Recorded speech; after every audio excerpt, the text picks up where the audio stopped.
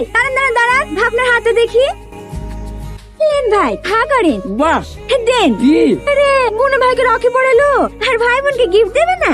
দেন 500 টাকা দেন। কত টাকা তো ভাড়া মেরি হয়নি বোন, এই 100 মতন হয়েছে। আচ্ছা ঠিক আছে, ও আই দে। ও ভাই দাঁড়াও দাঁড়াও দাঁড়াও, দাও হাতটা দাও।